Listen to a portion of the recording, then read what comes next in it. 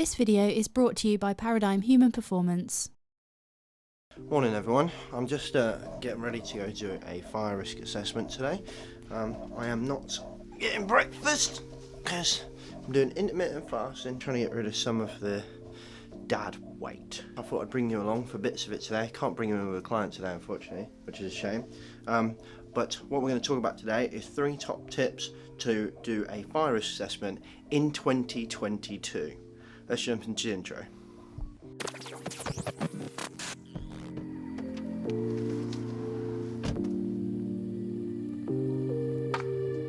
Lovely. Thank you. Have a good day. Alright, I'm here now, and my first tip, which I'm going to give you now and then talk some more about later, is really make sure you know the age of the building. And then once you know the age of the building, go and have a look at what legislation would apply at the age of the building, because it's very important that you assess the building to the age that it is. You only have to assess it to modern requirements if you've had significant upgrades to the building. Now there's interpretation open there, granted, but ultimately these businesses need to work, so you can't just shut them down and say you need to completely change all your means of escape, etc., because it's not possible. The building I'm in today has been a factory since 1829, so it's probably built before then. So you can imagine it's nowhere near modern day standards. So your job as a risk assessor is to work out how to mitigate that. You can't put the business out of business by saying you need to completely redesign the factory. Otherwise no one would ever work in old factories, and we would, or old buildings in general, we would just put them out of business, and everyone would have to work in a modern factory every time the legislation changed. So you need to make sure that you assess the building to the applicable legislation and mitigate that risk as far as reasonably practicable, basically.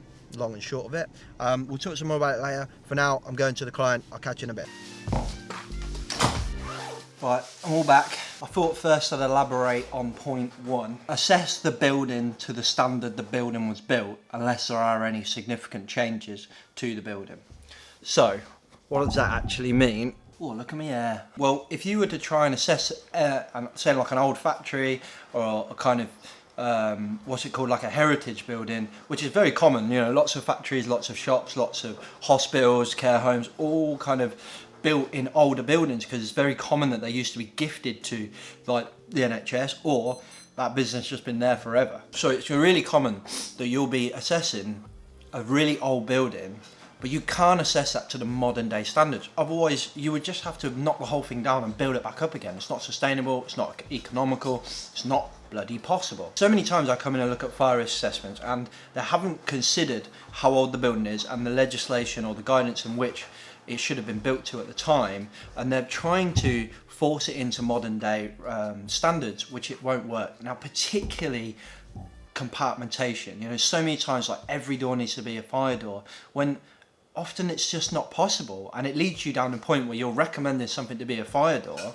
and it's like just a partition wall that's not even really a partition wall, it's just 2 bits of plywood or something. It's a great example.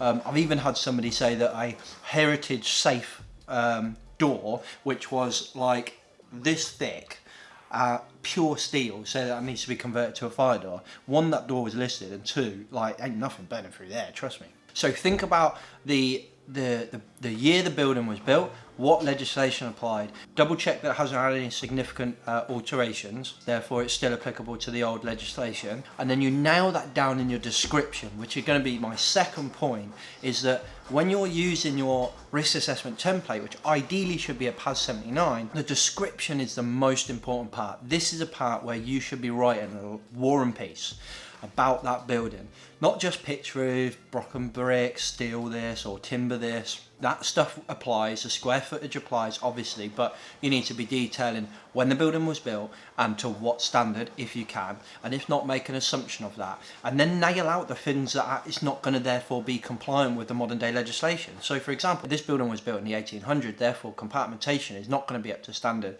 to modern day requirements. However, this is mitigated through an installation of early detection system or something like that, or maybe sprinklers or something else. So you need to be nailing that stuff out in in the description so that you're not going through it in the risk assessment and doing blah blah blah.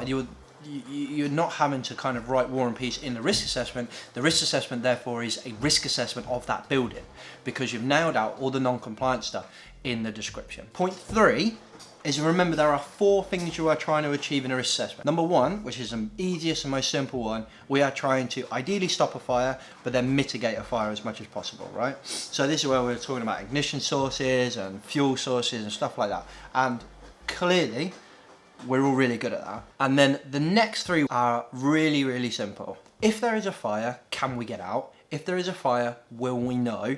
And if there is a fire, think about the fire service. So, if there is a fire, can we get out?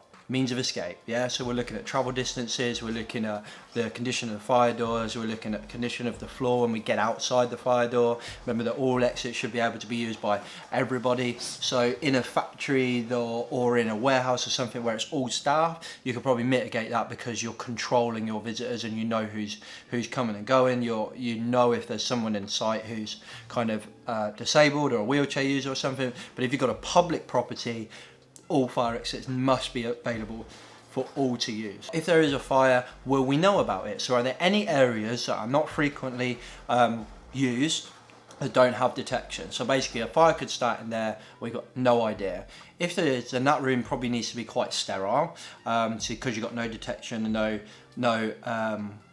no people going in and out. But ultimately, if you've got detection, great, you know. Now you might not have detection, you might have a sprinkler, and that sprinkler might be connected to the detection system and the alarm system. But then also the last one, if there's a fire, think about the fire service. So have a plan by the front of the door, by the panel, or somewhere close to the entrance that details hazard areas for the fire service. Really, really important part there. I hope you found this helpful. If you need any support, technical, health and safety, fire safety, clearly we can do, or even like cultural stuff and more kind of strategic risk management stuff, we're very keen to use our brand new unique risk fluent framework to help customers improve their kind of cultural stuff, take on board some of the high reliability practices and stuff like that. Thanks for watching, catch you later, safe.